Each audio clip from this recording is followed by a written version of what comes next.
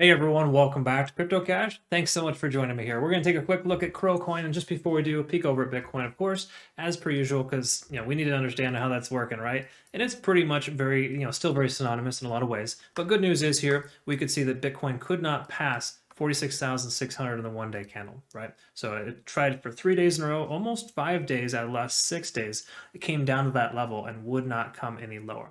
So that's a very good sign. The fact that it recovered is very, very nice. We can also see that 200-day set moving average is sitting right below the price action. So no coincidence, that does work as a very strong support level, especially on the one-day chart.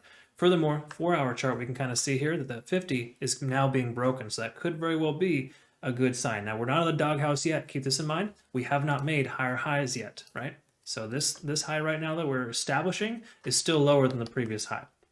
We need to break above there and start making higher highs and higher lows to get any type of bullish momentous trend. And I'd recommend just, waiting, of course, for the price action to break 50,000.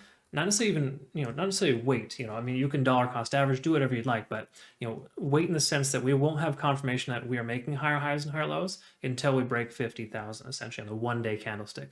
We need it to close above on the one-day candle, not just break above, okay? So preferably we say 50,000 plus on the one-day candlestick today or tomorrow from Bitcoin, and that would be a very, very good sign. However, just bear in mind too, right around 50,600, 50,700, right in that range, is another resistance level where the price could not pass that previously. Okay, so truth be told, we really want to see the price up over 52,000. That'd be the most comfortable way in which we need to go. But between now and then, 50/51,000 will be a very positive indication, giving us those higher highs and higher lows. All right. So that ties into KuCoin, of course, because if we're making higher highs and higher lows on Bitcoin, then KuCoin can effectively be able to do the same, right? At least in a lot of ways. It should recover quicker too, because you think about that, a small percent gain from Bitcoin, that's closer to 8% from KuCoin here so far today. And I think Bitcoin's probably only up about maybe 2 or 3%. That gives you any perspective. So, again, KuCoin will definitely recover nicely, but we're still in the situation where we're at technically at this point making lower highs and lower lows. Okay, so we really want to break the plane of about 54 cents as a rough estimate to be able to kind of establish some type of transition to the upside, if you will. But right now it's a good sign. The price is essentially bouncing off of 50 on the the actual 50-day set moving average, of course. And if we kind of draw a tentative line here as well, we can see the price could not drop below 51.5 cents. So 51.5 is a pretty strong little support channel there as well. Okay, so I do think, and adding to your position closer to 51.5 is advantageous. Obviously, the price is 55 cents. It keeps going up. You might want to consider dollar cost averaging as well if you hadn't already. Again, we're not completely out of the doghouse yet. Bitcoin hasn't established higher highs, higher lows. It's too early for that. But it seems that the worst might be behind us at this point, based on the news from today. Some craziness yesterday of the market manipulation as well as kind of in the past, and we should be able to forge new highs, so to speak, in the relative near future.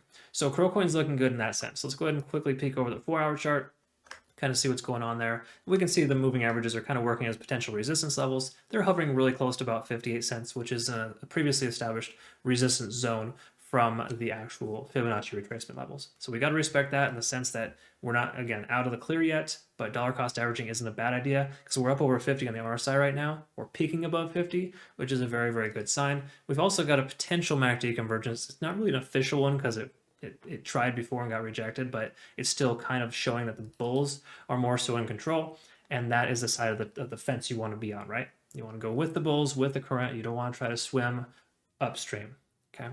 So all good stuff there in that sense. Looking at the 1 hour, see what's up with the Ichimoku cloud. We're breaking through the cloud. Bear in mind it can still work as a resistance level, but Bitcoin's above the cloud right now too, and that should continue to progress, the price positively for KuCoin. Also bear in mind too, the Bitcoin dominance is receding. We're seeing Bitcoin dominance leaving, and Bitcoin is increasing in price. That tells us that there's a pretty healthy shift in the momentum right now, and that a lot of coins, or a lot of the new money coming into Bitcoin is leaving Bitcoin, going to the altcoins. That's commonly an initial phase or initial sign of an altcoin season when you see that transition from Bitcoin to major altcoins. Ethereum is adopting a lot of that market capitalization right now, and soon altcoins like these will take that on as well. So we could see a surge in some of these altcoins here in the near future based on that sentiment alone. Now, looking at the 1 hour though, we're above the cloud, we're above, the lagging span. Essentially, we've got pretty much all good things except for the conversion line isn't quite over the baseline, and obviously the price isn't broke over the cloud. So we're halfway there, so to speak, with the buy signal to essentially be able to add to our position.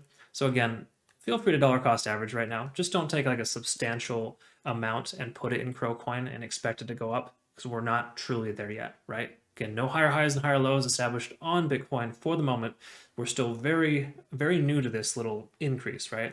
So try not to get super excited in the fact that we finally see a little bit of green from Bitcoin, because it's not official, but it's looking much better in the overall sense of things. And a lot of, major support levels are being established on a lot of altcoins.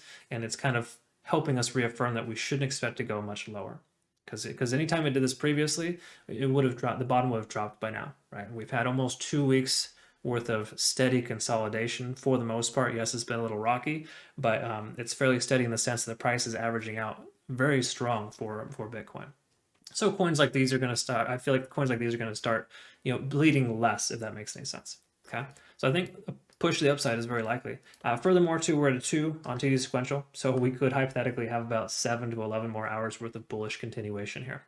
Once again, pay attention to Bitcoin and, ensure that you understand what that one's doing, because I would still say that 95% of coins right now are synonymous with Bitcoin's behavior. Okay, and if Bitcoin does lose its bottom for some strange reason or another, right, some kind of crazy world event happens, then we could experience another downswing.